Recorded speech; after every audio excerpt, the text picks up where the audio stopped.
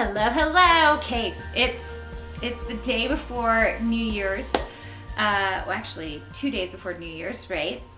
And you knew I was going to talk about New Year's resolutions, right? You had to. Because I'm right there and I'm thinking about it. And I thought I would just tell you some of my thoughts for this year.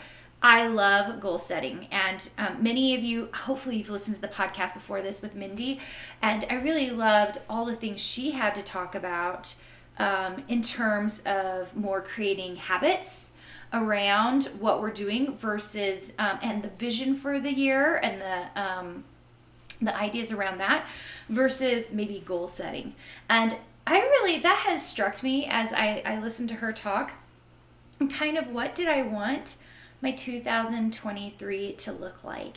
And I think my challenge to you for this episode is to start thinking about maybe not so much goals, even though I love goals and I think they're so fun, but maybe start thinking about what it looks like, what it feels like, what the vision of the year feels like.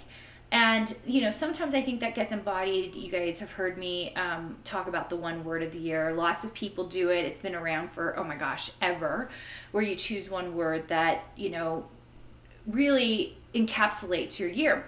I think that's an amazing way to do it. This year, I love doing a vision board. And this year, I think I'm going to do a digital vision board and sit down and really less writing, more visuals about what my year needs to look like.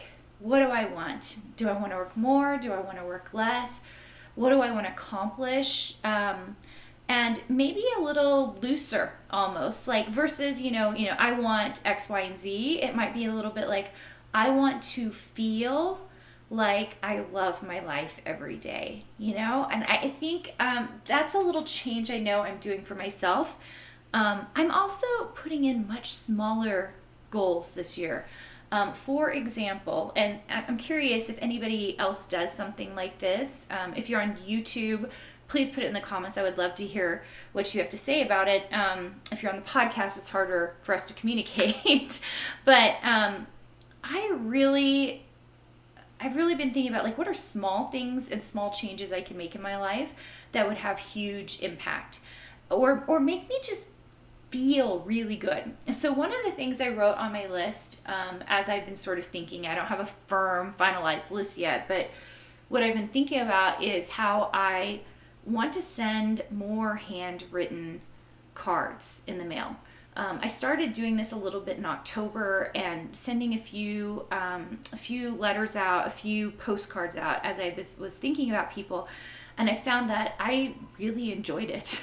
And it's funny how you do something that you haven't done in a very long time. You're like, oh, I really like doing this.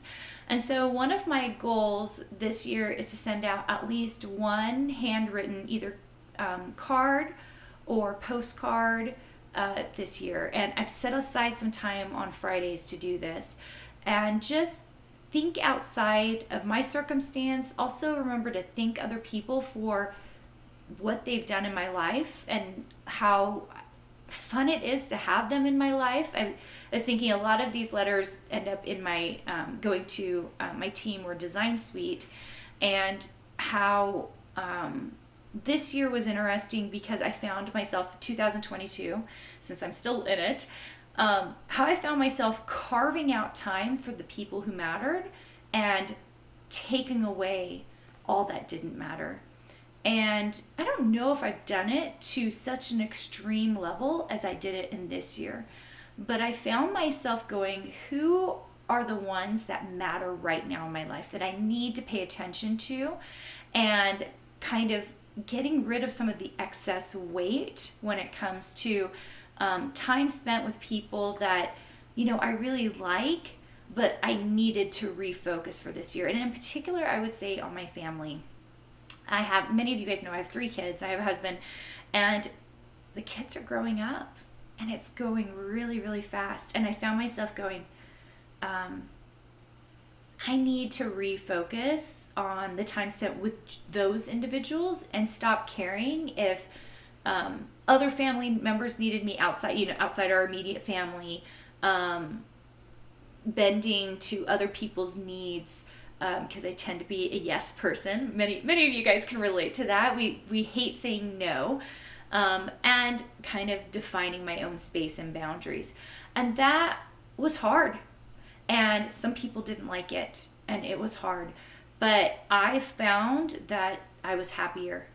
And it's crazy when you don't even realize that certain people are sucking things from you. And if you can just kind of let some of that go, and sometimes it's friends, sometimes it's family members, sometimes it's people who work at your company. Like my suggestion for you in this coming year is to really dig into what you need, what you want, how you want to focus your time and energy. A lot of my heart goes into being, of course, with my family members, but second of all, really digging into my work. I love my work. I love teaching people to design.